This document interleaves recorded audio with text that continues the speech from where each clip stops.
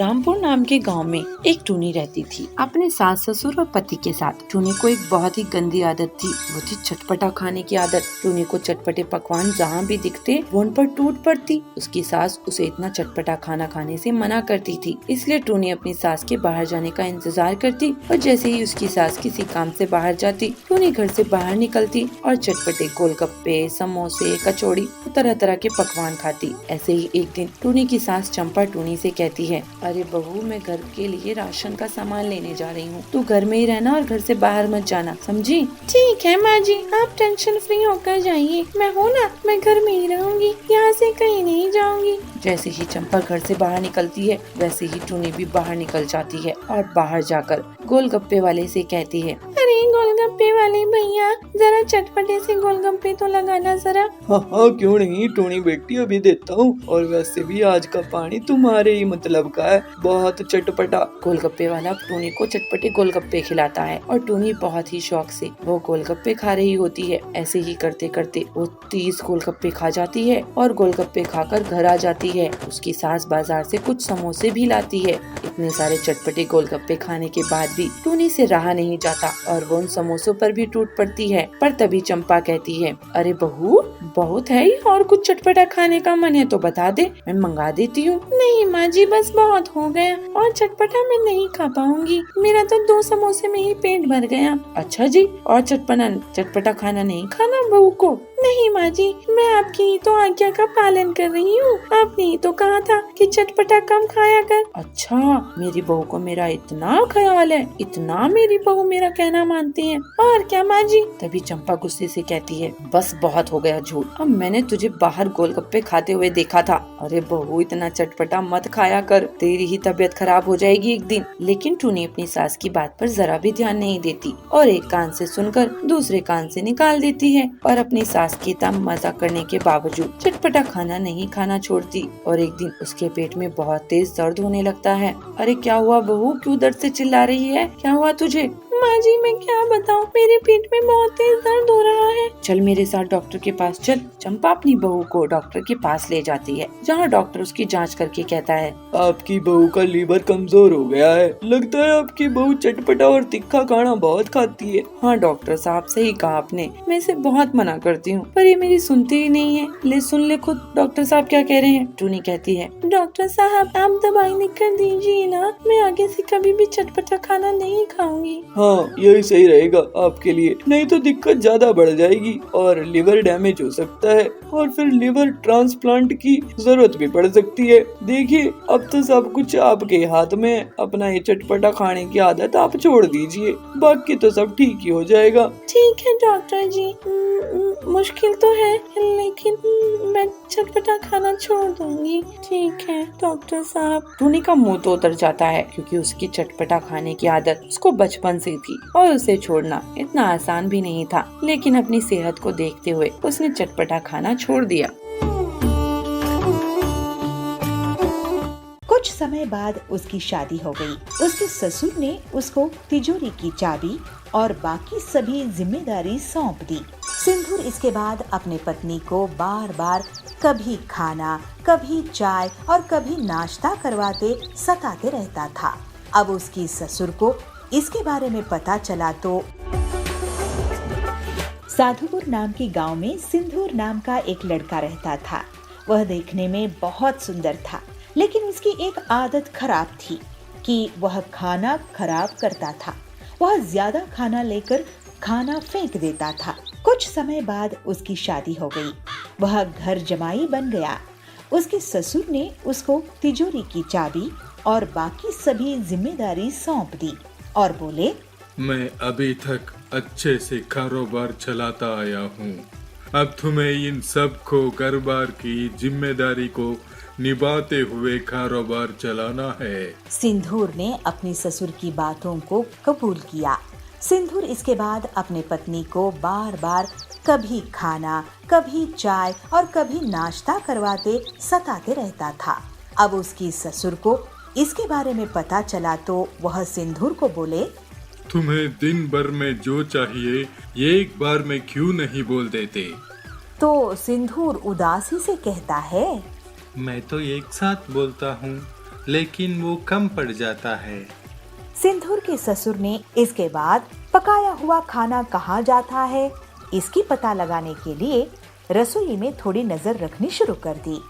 कुछ दिन रसोई में देखने पर उनको पता चला कि सिंदूर की मांग के अनुसार ज्यादा खाना बनता और वह पूरा न खाने की वजह से बहुत सारा खाना फ्रिज में पड़ा रहता था। इसको देख के चिंतित ससुर सिंदूर को खाने की अहमियत के बारे में सिखाने की ठान ली। एक दिन उन्होंने सिंदूर को बुलाकर कहा, हमारे पहले वाले नौकर के बच्चे की तबीयत ठीक नहीं है, मुझे वहाँ जाना है, क्या तुम भी चलोगे?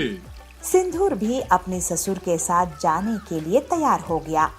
अपने नौकर की बस्ती में जाकर सिंदूर के ससुर ने कहा, मैं अभी रास्ता पूछ कर आता हूँ। इसके बाद सिंदूर वहीं खड़ा रहा। सिंदूर ने एक घर के अंदर झांक कर देखा तो एक छोटा बच्चा भूख के कारण रो रहा था। उसकी माँ ने अपने अनाज के सारे डिब्बे बर्तन देखे, लेकिन वो खाली थे। यह देखकर सिंदूर को रोना आ गया। कुछ देर बाद उसके ससुर आए और उसको अपने नौकर के घर लेकर गए। नौकर के घर जाने पर उसका लड़का बीमार लेटा हुआ था। जब सिंदूर के ससुर ने बीमारी का कारण पूछा तो नौकर ने कहा, ये घर से बचा हुआ भोजन लेकर खाया था, लेकिन उसको नहीं पता था कि वह खाना खराब था। उसको खा के बेटे की तबीयत खराब हो गई है। यह कहकर वह रोने लगा। कुछ देर के बाद सिंदूर और उसके ससुर अपने घर आ गए। घर आने पर सिंदूर अपने ससुर के सामने हाथ जोड़कर क्षमा मांगते हुए आंख में पानी भर लेता है। जब उसकी ससुर ने कारण पूछा तो सिंदूर कहता है, मैं खाने को कितना बर्बाद करता था और किसी को खाने के लिए 2 वक्त की रोटी भी नहीं है। अब के बाद मैं खाने को कभी बर्बाद नहीं करूंगा। सिंदूर को खाने की कीमत महसूस होने पर उसके ससुर खुश हो जाते हैं और सिंदूर ससुर से कहता है, हमें अन्न को कभी भी बर्बाद नहीं करना चाहिए। इसके प्रायश्चित के लिए मैं अपनी हैसियत के हिसाब से हर दिन अन्नदान का बीड़ा उठाता हूँ। कहते हुए प्रसन्नता से अपने घर के पास के मंदिर जाके अन्नदान पे जुट जाता है। बड़े बड़े तरबूजों को देखकर पूरा परिवार बहुत खुश होता है और उन्हें टिल्लू बाजार में बेचने लगता है। तरबूज बेचने से टिल्लू की बहुत अच्छी कमाई होती है।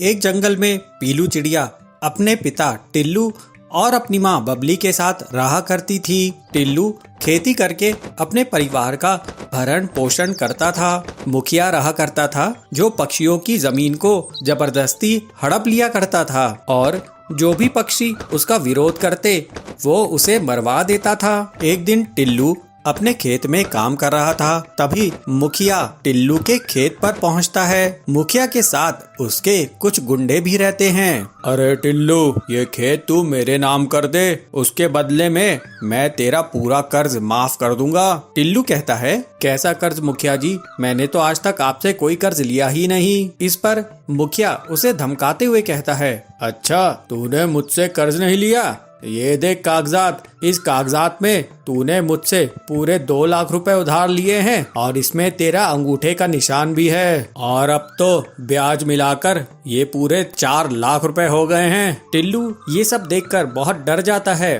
वो गिड़गिड़ाते हुए कहता है, मालिक आप ये सब मत कीजिए, अगर आप मेरी जमीन ले लेंगे तो मेरा परिवार भूखा मर जाएगा। देख टिल्लू, मैं तुझे अभी बहुत अच्छे से समझा रहा हूँ, अगर तू मेरी बात नहीं माना तो फिर तू जानता है अंजाम क्या होगा। इन गुंडों को देख रहा है ना, ये तुझे ऊपर पहुंचा देंगे। इस तरह डराने धमकाने से टिल्लू मुखिया का सामना नहीं कर पाता है और वो डर के मारे उसको अपना खेत दे देता है। टिल्लू उदास मन से घर आता है। बबली उसे कहती है, क्या बात है जी, आज आपकी तबीयत ठीक नहीं लग रही है। अरे बबली, सब बर्बाद हो गया।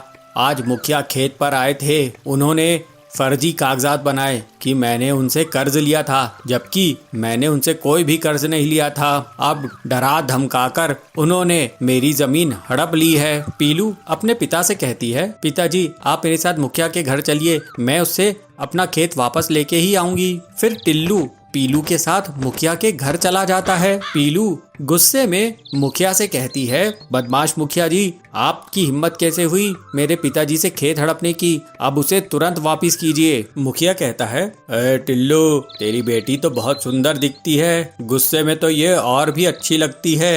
एक काम कर, तू मेरी इससे शादी करा दे, फिर तुझे तेरा खेत वापस मिल जाएगा। टिल्लू अपनी बेटी से कहता है, देखा बेटी, ये कितना बदतमीज है, ये बदमाश है, इसके मुंह मत लग, चल मैं किसी और के खेत में काम करके अपना घर संभाल लूंगा। इस तरह कुछ दिन बीत जाते हैं। फिर टिल्लू हरिया तोता के खेत में काम करने लगता है। एक दिन पीलू अपने पिता के लिए भोजन ले जा रही थी, तभी उसे किसी के करहाने की आवाज आती है। पीलू उस आवाज की तरफ जाती है तो झाड़ियों के बीच में उसे एक पक्षी दिखाई पड़ता है। वो बहुत घायल था और वो करहाते हुए पानी मांग रहा था। पीलू कहती है, ये लीजिए पानी पीजिए। पीलू चिड़िया तुरंत ही उस घायल पक्षी को पानी पिलाती है। फिर वो पक्षी पीलू से कहता है, बेटा तुम्हारा बहुत बहुत शुक्रिया, एक जंगली जानवर ने मुझ पर हमला कर दिया था, मैं बुरी कदर घायल हो गया था, यहीं पास में ही मेरा घर है, तू मुझे मेरे घर तक पहुंचा दे। फिर पीलू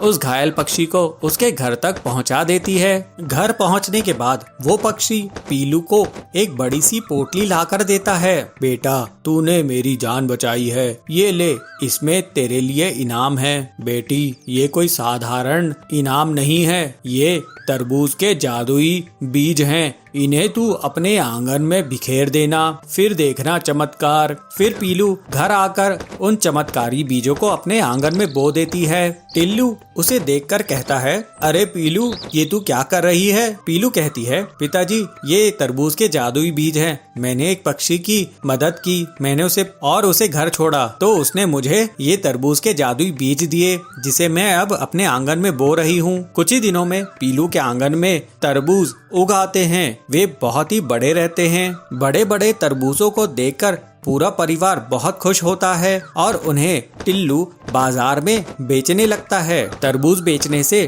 टिल्लू की बहुत अच्छी कमाई होती है। इसके बाद से टिल्लू और उसका परिवार खुशी खुशी रहने लगते हैं।